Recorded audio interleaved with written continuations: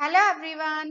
Indian एग्रीकोर्स channel में आप सभी का स्वागत है। मैं डॉक्टर बबली आप सभी के लिए आज जो वीडियो लेके आई हूँ उसमें हम डिस्कस करेंगे बार्ले कल्टीवेशन। बार्ले इंडिया की एक मोस्ट इम्पोर्टेंट सीरियल क्रॉप है। जहां पे वीट का कल्टीवेशन पॉसिबल नहीं है वहां पे बार्ले क्रॉप का कल्टीवेशन किया जाता है। बार्ले एक मेनली रबी सीजन की क्रॉप है। जो इसका साइंटिफिक नेम है वो है होडियम वल्के, लेकिन ये कॉमन नाम से भी जानी जाती है। वो कॉमन नाम है जौ, और इसकी जो फैमिली है वो है पोएसी फैमिली, और इसका जो जीनस है वो है होडियम। लेकिन इसका जो सेंटर ऑफ ओरिजिन है वो है एशिया एंड इथोपिया, और फोटो पीरियोडिकली इसको लॉन्ग डे प्लांट भी कहा जाता है। ये एक मोस्ट इंपोर्टेंट सीरियल क्रॉप है आफ्टर राइस, व्हीट, मेज इन एरिया एंड प्रोडक्शन। ये एक हार्डी नेचर की क्रॉप भी है, क्योंकि ये एक ऐसी क्रॉप है जो एडवर्स एग्रो क्लाइमेटिक कंडीशन के अंदर भी ग्रो की जा सकती है। जैसे ड्रोट कंडीशन है, सेलाइन टाइप कंडीशन है, या अल्केलाइन टाइप कंडीशन है, या प्लेन एरिया है, हिली एरिया है, रेनफेड एरिया है, इरिगेटेड एरिया है। ये सभी एग्रो क्लाइमेटिक कंडीशन के अंदर ग्रो की जा सकती है, और फार्मर मेनली इसको प्रेफर करते हैं जहां पे वीट का कल्टीवेशन पॉसिबल नहीं है। और जो मेजर सोर्स है फूड का, ये जो ठंडे एरिया है या फिर सेमी एरिड एरिया है वहां पे इसका कल्टीवेशन मुख्य तौर पे किया जाता है। इसकी जो इकोनॉमिक इंपॉर्टेंस क्या है, जो स्टेपल फूड है, बार्ले क्या है, स्टेपल फूड है किसका, नेपाल का, भूटान का और तिब्बत का। और ये कार्बोहाइड्रेट रिच क्रॉप है। इसके अंदर 74% कार्बोहाइड्रेट प्रेजेंट है, और इसकी एक जो मेन क्वालिटी है वो है help in regulation of glucose level. जिसका कारण क्या है कि इसके अंदर फाइबर कंटेंट बहुत ही ज्यादा होता है, और वो फाइबर कंटेंट ग्लूकोज लेवल को कंट्रोल करता है।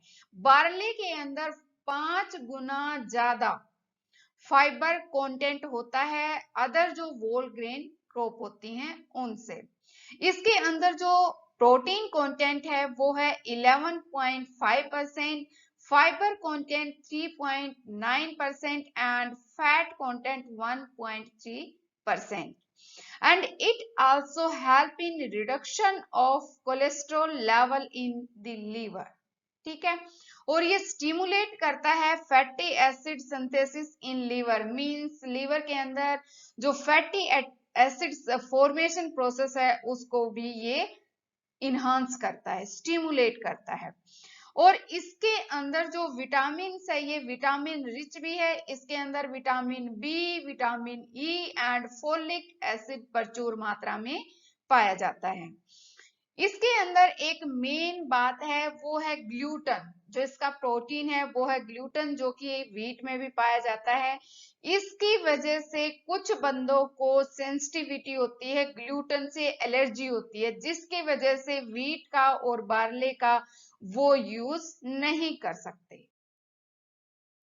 एरिया एंड प्रोडक्शन, वर्ल्ड के अंदर ये mainly China, RUSA, USA, France, Canada and Spain के अंदर इसका एरिया पाया जाता है कल्टीवेशन के अंडर में। और इंडिया के अंदर सबसे ज्यादा एरिया पाया गया है और प्रोडक्शन है यूपी, पंजाब, हरियाणा, राजस्थान, मध्य प्रदेश एंड बिहार में।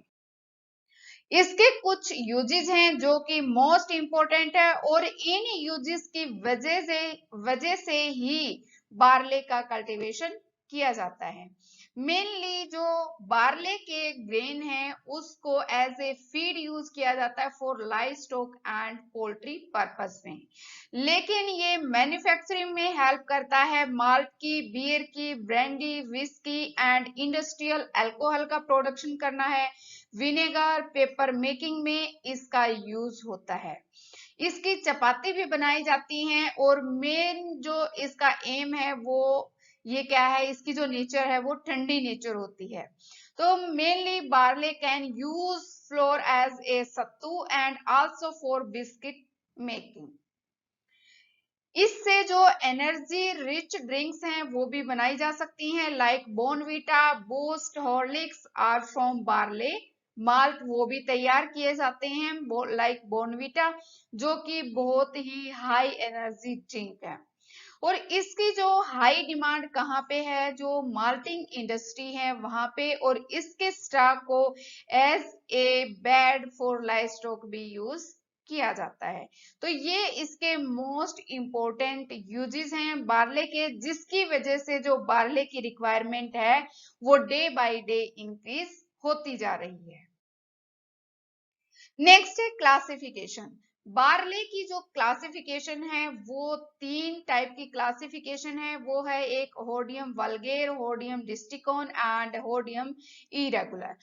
ये क्या है, 6 row barley and 2 row barley, जो कि हम नेक्स्ट स्लाइड में डिफरेंस देखेंगे।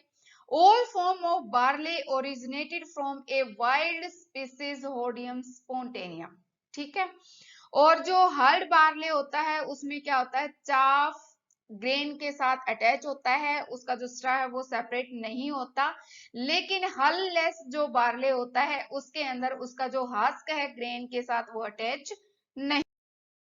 ये है होडियम वल्गे एंड होडियम डिस्टिकोन एंड होडियम इरेगुलर। ये तीनों स्पीसीज क्या है, 2 रो एंड 6 रो स्पीसीज हैं। होडियम वल्गेर क्या है, 6 रो स्पीसीज है, इसके अंदर ऐसे 6 रो मिलेंगी आपको जो फर्टाइल होंगी। लेकिन जो 2 रो बार्ले होता है उसके अंदर केवल 2 रो होंगी जो फर्टाइल होंगी। नेक्स्ट है मॉर्फोलॉजी।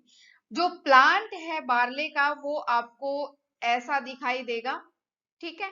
और जो प्लांट है इसकी हाइट 0.75 टू 1 मीटर तक की हाइट हो सकती है। इसको 2 पार्ट में डिवाइड किया जाता है, एक होता है रूट पोर्शन, दूसरा होता है सूट पोर्शन, ठीक है। जो इसका टाइप का रूट सिस्टम होता है वो फाइब्रस टाइप का रूट सिस्टम होता है, लेकिन जो इसकी ये है, ये पोर्शन इसको हम क्लम बोलते हैं, जो कि सूट पार्ट है। जो इसकी लीफ है जिसके अंदर पेडेंकल नहीं होता, डायरेक्ट सूट के साथ अटैच होती हैं, उन लीफ को हम सेसाइल बोलते हैं। तो बार्ले की जो लीफ है वो सेसाइल टाइप की होती हैं। और इसके अंदर एक इन्फ्लोरेसेंस होती है, इसको हम बोलते हैं इन्फ्लोरेसेंस, जो इसका ग्रेन वाला पार्ट है जिसको हम बोलते हैं स्पाइक। बार्ले की डिफरेंट ग्रोइंग स्टेजेस हैं। ये स्टेजेस हैं seedling stage, tillering stage, jointing stage, heading stage, ripening stage and maturity and drawing stage. जो सीडलिंग स्टेज है वो आती है 20 से 25 दिन आफ्टर सोइंग, जिसमें क्या होता है, जो कोलेप्टाइल होता है, सीड जब जर्मिनेट होता है तो उसका कोलेप्टाइल जर्मिनेशन के बाद सोयल से बाहर आता है, सोयल सरफेस से बाहर आता है, उसको हम बोलते हैं सीडलिंग। जो टिलरिंग स्टेज आती है वो स्टार्ट होती है क्राउन रूट इनिशिएशन के बाद, और वो स्टार्ट होगी 30 से 35 दिन आफ्टर सोइंग के।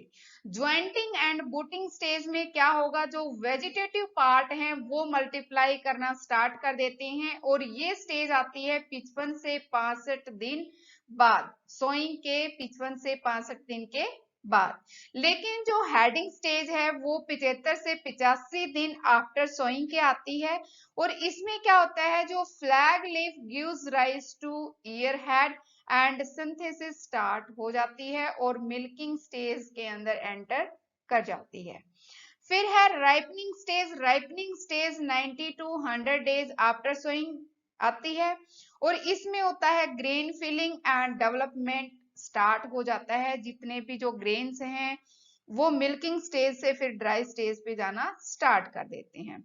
लेकिन मेच्योरिटी और ड्राइंग जो स्टेज होती है वो आती है जब जो लीफ होती है, इन्फ्लोरेसेंस होती है, वो येलो कलर में कन्वर्ट हो जाती है, lose stiffness and leaves become droopy and ready to harvest. Barley के कल्टीवेशन के लिए डिफरेंट टाइप की एग्रो क्लाइमेटिक जो कंडीशंस हैं वो फेवरेबल होती हैं, लेकिन कुछ इंपॉर्टेंट ऐसी कंडीशंस हैं जिसमें प्रोडक्शन बार्ले का ज्यादा होता है। तो बार्ले के लिए जो फेवरेबल कंडीशन होती हैं वो नियर बाय ऑलमोस्ट वीट के सिमिलर होती हैं, और इसके लिए जो बेस्ट क्लाइमेट है ड्यूरिंग द इनिशियल स्टेज वो है कूल क्लाइमेट, लेकिन जो मेच्योरिटी स्टेज पे है उस टाइम पे वार्म एंड ड्राई क्लाइमेट भी इसके लिए फेवरेबल होता है। लेकिन ये क्या है, फ्रस्ट टॉलरेंट क्रॉप नहीं है, तो जैसे ही फ्रस्ट फॉर्मेशन होती है तो उस टाइम पे इस क्रॉप को ज्यादा से ज्यादा लॉस होता है। Hail storm at flowering stage इसके लिए डेट्रीमेंटल सिद्ध होते हैं, लेकिन इसके लिए जो ऑप्टिमम टेम्परेचर होता है सोइंग के लिए वो 22 से 24 डिग्री सेल्सियस के बीच में होना चाहिए, जिससे बेस्ट जर्मिनेशन होगा। लेकिन during the growing period temperature 12 से 15 डिग्री सेल्सियस इसकी ग्रोथ के लिए फेवरेबल है, और मेच्योरिटी टाइम पे टेम्परेचर 30 डिग्री सेल्सियस हो तो सबसे बेस्ट है। लेकिन इसके लिए एक मोस्ट इंपॉर्टेंट बात ये भी है, अगर यूनिफॉर्म मॉइस्चर मेंटेन रहती है फील्ड के अंदर और ब्राइट सनशाइन रहता है राइपनिंग के टाइम पे, तो उसके जो कर्नल्स हैं, ग्रेन्स हैं बार्ले के, वो एकदम ब्राइट कलर के होते हैं और माल्टिंग इंडस्ट्री के लिए बहुत ही बेनिफिशियल होते हैं। नेक्स्ट है किस टाइप की जो सॉइल है वो बार्ले कल्टीवेशन के लिए बेस्ट है। वैसे तो जो सॉइल वेल पल्वेराइज्ड होती है और ड्रेन्ड सॉइल होती है वो बेस्ट होती है बार्ले कल्टीवेशन के लिए, लेकिन फिर भी अगर अल्केलाइन और सैलाइन टाइप कंडीशन है तो भी बार्ले का कल्टीवेशन वहां पे किया जा सकता है, जैसे कि पंजाब, हरियाणा, राजस्थान एंड बिहार। लेकिन ये जो एसिडिक टाइप सॉइल कंडीशन होती है उससे सेंसिटिव होती है, और जो सोडिक टाइप जो सॉइल होती हैं उस टाइप की सॉइल के लिए एक बेस्ट सब्स्टिट्यूट है। इस टाइप की कंडीशन में जो सोडिक टाइप की कंडीशन है वहां पे बार्ले क्रॉप का कल्टीवेशन किया जा सकता है, क्योंकि जो अदर क्रॉप है उनका इतना प्रोडक्शन वहां पे नहीं हो पाएगा। तो इसके लिए जो पीएच है जो मोस्ट फेवरेबल है वो 7 से 8 की रेंज के बीच में हो तो बहुत ही अच्छा है। लेकिन एक जो बात ध्यान में रखने योग्य है वो है बार्ले की ग्रोथ के लिए कभी भी हाई नाइट्रोजन की रिक्वायरमेंट नहीं होती। अगर हमने बाई चांस गलती से हाई नाइट्रोजन की एप्लीकेशन की तो वहां पे लोजिंग हो जाएगी, मींस सारे के सारे प्लांट धरती में लेट जाएंगे। नेक्स्ट है सीड बेड प्रिपरेशन। अब कोई भी क्रॉप है जब वो अमर्ज होती है सोयल सरफेस से बाहर आती है तो उसके लिए जो बेस्ट सीड बेड होता है वो वेल पल्वेराइज्ड होता है। मीन इस टाइप का जो रुई जैसा जो सरफेस है वो होना चाहिए, ताकि जो सीड है जो सीडलिंग है उसको अमर्ज होने में दिक्कत ना आए, कोलेप्टाइल आसानी से सरफेस से ऊपर आ जाए। ठीक है। अगर कॉम्पैक्ट सीड बेड है तो उसके लिए 2 या 3 प्लोइंग चाहिए, हैरोइंग और कल्टीवेशन, और उसके बाद क्या करेंगे हम प्लैंकिंग करेंगे, ताकि जो सरफेस है जो सीड बेड है वो यूनिफॉर्म हो। नेक्स्ट है सीड रेट। दो टाइप की कंडीशन होती हैं, एक इरिगेटेड कंडीशन, दूसरी है rain fade condition. Irrigated condition में हम वाटर की एप्लीकेशन करेंगे, इरिगेशन सप्लाई करेंगे, तो उससे क्या होगा, हाई जर्मिनेशन होगा। वहां पे हम सीड रेट डालेंगे 100 केजी पर हेक्टेयर। लेकिन जहां पे रेन फेड एरिया है वहां पे मॉइस्चर की कंडीशन कम होती, मींस कम मॉइस्चर प्रेजेंट होता है सोयल के अंदर, तो जर्मिनेशन का भी डर होता है कि जर्मिनेशन कहीं कम ना हो। तो जो प्लांट पॉपुलेशन है वो इरिगेटेड कंडीशन के कंपैरिजन में कम रखी जाती है, ताकि जो मॉइस्चर के लिए कंपटीशन है वो कम रहे। तो रेन फेड एरिया के अंदर जो सीड रेट है वो 75 से 80 किलो पर हेक्टेयर लिया जाता है। नेक्स्ट है time of sowing and spacing. Mainly जो रेन फेड एरिया है वहां पे एंड ऑफ द अक्टूबर से पहले ही बारले का कल्टीवेशन किया जाना चाहिए हाई प्रोडक्शन लेने के लिए। लेकिन अगर इरिगेटेड कंडीशन है तो वहां पे हम फर्स्ट और जो सेकंड फोरनाइट नवंबर की उस टाइम तक भी बारले का कल्टीवेशन कर सकते हैं। लेकिन हिली जोन्स के अंदर हम बारले को एज ए समर क्रॉप अगर लेंगे तो उसका कल्टीवेशन करेंगे अप्रैल और मई के मंथ में। जो स्पेसिंग है अंडर द इरिगेटेड कंडीशन वो हम मेंटेन करेंगे 22.5 सेंटीमीटर। लेकिन अगर रेनफेड कंडीशन है तो उसको 22.5 से लेके 25 सेंटीमीटर तक उसकी स्पेसिंग को हम इंक्रीज कर सकते हैं। जो डेप्थ ऑफ सोइंग है इरिगेटेड कंडीशन में 3 से 5 सेंटीमीटर, लेकिन रेनफेड कंडीशन में 6 से 8 सेंटीमीटर, ताकि क्योंकि जो रेनफेड कंडीशन होती है उसमें अपर सरफेस की जो लेयर होती है सॉइल की वो ड्राई होती है और डीपर लेयर में वहां पे मॉइस्चर प्रेजेंट होती है, तो वहां से वाटर जो सीड है गेन करके फिर जर्मिनेशन स्टार्ट करता है। तो इसलिए रेनफेड एरिया के अंदर जो डेप्थ ऑफ सोइंग है वो थोड़ी ज्यादा होती है in comparison to irrigated condition. Next है कि जो माल्ट पर्पस के लिए जो हम वेराइटीज का सिलेक्शन करते हैं वो किस टाइप की वेराइटी होनी चाहिए। मेन बात क्या है कि वो टाइमली सोन क्रॉप होनी चाहिए, जो not from well fertilised soil, और उसके अंदर जो सीड है सीड का जो नाइट्रोजन कंटेंट है उसका केवल 1.2 टू 1.5% के बीच में होना चाहिए, और गुड क्वालिटी जो सीड है वो होने चाहिए। वही वेराइटी के सीड केवल माल्ट पर्पज के लिए हम यूज कर सकते हैं। नेक्स्ट है मेथड ऑफ सोइंग। बुआई की जो विधि है, मेनली जो बार्ले और व्हीट क्रॉप है ये दोनों सिमिलर क्रॉप हैं, लेकिन जो व्हीट और बार्ले है इनका जो सोइंग मेथड है वो है broadcasting method, zero tillage, behind the plough, drilling method, dibbling method and फिर जिसको हम बोलते हैं furrow irrigated raised bed system. अब है न्यूट्रिएंट मैनेजमेंट, पोषक तत्व। इसमें क्या है, इरिगेटेड कंडीशन है, रेनफेड कंडीशन है और लेट सोन कंडीशन है। जो इरिगेटेड कंडीशन है वहां पे हम FYM की एप्लीकेशन करेंगे बिफोर सोइंग, 15 दिन पहले सोइंग से तब हम FYM का एप्लीकेशन करेंगे और वो अप्लाई करेंगे 10 टू 15 टन पर हेक्टेयर की रेट से। इसके अंदर जो नाइट्रोजन है, फोस्फोरस है, पोटास है, उसका भी एप्लीकेशन किया जाता है ताकि ज्यादा से ज्यादा बार्ले का प्रोडक्शन हो। तो जो नाइट्रोजन है वो 60 kg per hectare, phosphorus 30 kg per hectare and potash 20 kg per hectare. लेकिन जो टाइम ऑफ एप्लीकेशन है वो डिफरेंट है, वो हम जो कमिंग स्लाइड है उसमें डिस्कस करेंगे।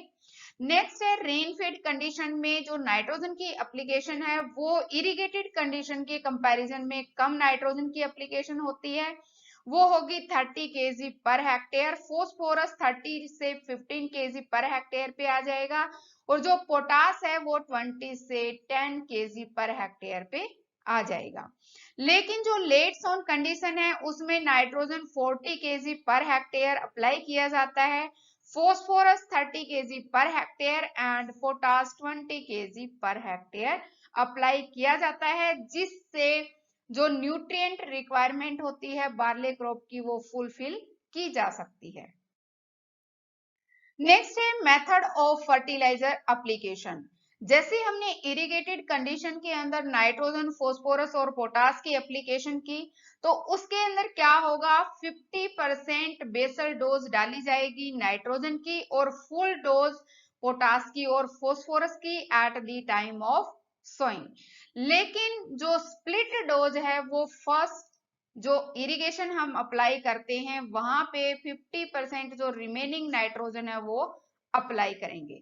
लेकिन अगर रेनफेड कंडीशन है तो रेनफेड कंडीशन में हम फुल डोज नाइट्रोजन, फोस्फोरस और पोटास की अप्लाई करेंगे at the time of sowing. लेकिन इन केस हमारे पास क्या है, लाइट सॉइल टाइप की कंडीशन की सॉइल है तो उसके अंदर क्या है, लीचिंग ज्यादा होगी, मींस नाइट्रोजन की ज्यादा लीचिंग होगी, तो जो न्यूट्रिएंट यूज एफिशिएंसी है वो डाउन चली जाएगी। तो न्यूट्रिएंट यूज एफिशिएंसी को इंक्रीज करने के लिए हम क्या करेंगे, जो नाइट्रोजन के स्प्लिट्स हैं वो 3 देंगे। मींस फर्स्ट इरिगेशन पे, फ्लावरिंग टाइम पे और बीच में आप किसी भी टाइम पे नाइट्रोजन की एप्लीकेशन कर सकते हो जिस टाइम पे ज्यादा नाइट्रोजन की रिक्वायरमेंट हो क्रॉप को। नेक्स्ट है वाटर मैनेजमेंट, जिसको हम बोलते हैं जल प्रबंधन। ये क्या है, एक ड्रोट रेजिस्टेंट क्रॉप है। इसके अंदर मेनली जो इरिगेशन की एप्लीकेशन है वो कम की जाती है। ये रेन फेड एरिया में भी ग्रो की जा सकती है। इसकी जो वाटर रिक्वायरमेंट है वो है 200 से 300 mm, और इसके अंदर जो वाटर की रिक्वायरमेंट होगी वो हम सप्लाई कर सकते हैं 2 to 3 इरिगेशन के थ्रू। और जो मोस्ट इंपोर्टेंट स्टेजेस हैं वो है active tillering stage, flowering stage, milking और डो स्टेज। लेकिन इन कंडीशन एक ही इरिगेशन अवेलेबल है तो वो हम अप्लाई करेंगे टिलरिंग स्टेज पे। ध्यान दीजिए, अगर एक ही इरिगेशन हमारे पास अवेलेबल है तो हम उसको अप्लाई करेंगे at the time of tillering stage. लेकिन अगर हमारे पास 2 इरिगेशन अवेलेबल हैं तो हम उनको अप्लाई करेंगे टिलरिंग स्टेज पे और मिल्किंग स्टेज पे। ओके। नेक्स्ट है वीड मैनेजमेंट, जिसको हम बोलते हैं खरपतवार प्रबंधन। इसके अंदर मेनली वही वीड होंगे जो वीट क्रॉप के अंदर वीड पाए जाते हैं, जैसे Chenopodium album, Cirsium arvense, Anagallis arvensis, white senji, yellow senji and Avena fatua. तो इस वीड को मैनेज करने के लिए, जितना भी वीड फ्लोरा है उनको मैनेज करने के लिए या तो हम हर्बिसाइड की एप्लीकेशन कर सकते हैं, अगर हैंड वीडिंग पॉसिबल नहीं है तो। नहीं तो बेस्ट वे इसका जो वीड का मैनेजमेंट का है वो है हैंड वीडिंग। तो जो इनिशियल 30 डेज होते हैं वो हमने फील्ड को वीड फ्री रखना है। तो इन केस अगर लेबर की अवेलेबिलिटी नहीं हो पाती, हैंड वीडिंग पॉसिबल नहीं है, तो हम एक प्री इमरजेंस हर्बिसाइड की एप्लीकेशन कर सकते हैं जिसका नाम है पेंडिमेथिलिन। और आफ्टर सोइंग 2 to 3 डेज उसका एप्लीकेशन करना है। जो इसकी अमाउंट होगी वो होगी 1 kg per hectare in 600 to 800 litre of water में मिक्स करके हम इसको अप्लाई करेंगे।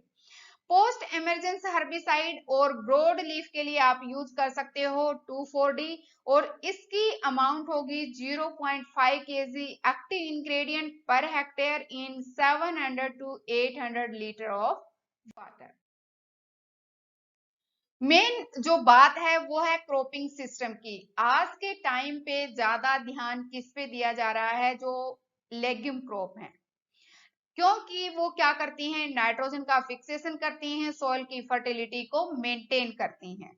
जो हम रेगुलर जो क्रॉपिंग सिस्टम है उसकी वजह से जो डिफरेंट लेयर में न्यूट्रिएंट थे वो क्या है, एग्जॉस्ट हो गए और उतनी न्यूट्रिएंट की हम सप्लाई नहीं करते, जिसकी वजह से जो सॉइल की फर्टिलिटी है वो बिल्कुल डाउन गई हुई है।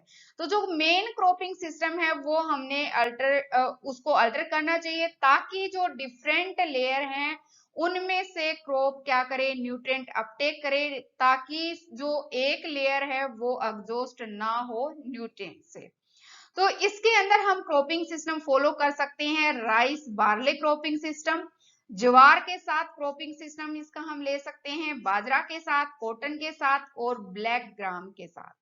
लेकिन जो मिक्स क्रॉपिंग है वो किसके साथ कंपेटिबल है, वो है chickpea, P, mustard, linseed and lentil crop के साथ इसकी मिक्स क्रॉपिंग हम कर सकते हैं। नेक्स्ट है डिजीज मैनेजमेंट। जो डिजीज मैनेजमेंट से जो लॉस होता है वो बहुत ही ज्यादा लॉस होता है अगर इनको कंट्रोल ना किया जाए तो इसकी जो मोस्ट इंपोर्टेंट डिजीज हैं वो हम डिस्कस करेंगे। फर्स्ट जो डिजीज है वो है रस्ट, जिसका जो कोजल ऑर्गेनिज्म है वो है पक्सिनिया स्पेसिस। इसके अंदर ब्लैक, ब्राउन और येलो रस्ट मेनली बार्ले के अंदर पाई जाती है। इसका जो सीड ट्रीटमेंट है हम उससे रस्ट को कंट्रोल कर सकते हैं, और सीड ट्रीटमेंट हम करेंगे वीटावैक्स से, जिसको हम कार्बोक्सिन भी बोलते हैं, और कार्बेंडाजिन से एट द रेट ऑफ 2 ग्राम। ऐसे हम रस्ट डिजीज को कंट्रोल कर सकते हैं। नेक्स्ट है कवर्ड डिजीज। इसका जो कोजल ऑर्गेनिज्म है वो है एस्टिलागोहोडाई। इसके अंदर क्या होगा, जो इसके ईयर हेड होंगे, इसके अंदर जितने भी ग्रेन है वो सारे के सारे इन्फेक्टेड होंगे। उसके अंदर वो स्मट सोरी होगा, और जो स्मट सोरी प्लांट है remain covered by the shining white silvery membrane से ये कवर होगा। अगर हमने इसको कंट्रोल करना है तो हम सोइंग से पहले ही सीड को ट्रीट करेंगे बाय बेवेस्टिन और कार्बेंडाजिन एट द रेट ऑफ 0.2 ग्राम पर केजी सीड के साथ। नेक्स्ट है स्टिप डिजीज। जो स्टिप डिजीज है ये क्या है, मेनली आपको इस तरह की दिखाई देगी। ये सबसे पहले जो लोअर लीव्स होती हैं टिलरिंग स्टेज पे ये पाई जाती है, लोअरिंग स्टेज पे आती है, उसके बाद धीरे धीरे जो अपर लीव्स हैं वहां तक पहुंच जाती है। लेटर जो स्टेज होती है वहां पे इसका जो कलर है येलो से रेडिश और रेडिश से ब्राउन कलर में कन्वर्ट हो जाती है, और जो इन्फेक्टेड लीव्स हैं वो स्टार्ट कर देती हैं, सूख जाती हैं और गिव्स रेडिड लुक। अगर इसको कंट्रोल करना है तो इसका स्प्रे करना पड़ेगा डाइथेन M45 का at the rate of 0.2% at the initial stage of the crop. Next है ईल्ड। मेनली बात आती है कि जब भी हम कोई भी क्रॉप ग्रो करते हैं रेनफेड कंडीशन में या फिर इरिगेटेड कंडीशन में, तो उसकी जो एस्टिमेटेड है या फिर हाईएस्ट और एवरेज ईल्ड है वो कितनी आ सकती है। अगर हम इसका कल्टीवेशन करते हैं बार्ले का बेस्ट एग्रोनॉमिक कंडीशन के थ्रू, तो इसकी जो ग्रीन ईल्ड है वो 30 to 35 क्विंटल पर हेक्टेयर हम हार्वेस्ट कर सकते हैं, और स्ट्रा ईल्ड को 40 to 45 क्विंटल पर हेक्टेयर। लेकिन जब हम बार्ले को हार्वेस्ट करते हैं उसके बाद जब हम उसको स्टोर करते हैं तो स्टोरेज के लिए जो मॉइस्चर है वो 10 से 12% होनी चाहिए, ताकि जो स्टोर है, जो सीड है, सीड की जो लाइफ है वो ज्यादा से ज्यादा बनी रहे। Thank you so much guys, आज की वीडियो में इतना ही। मिलते हैं नेक्स्ट वीडियो के साथ। प्लीज वीडियो को लाइक करें, चैनल को सब्सक्राइब करें। मिलते हैं नेक्स्ट वीडियो के साथ। Thank you so much.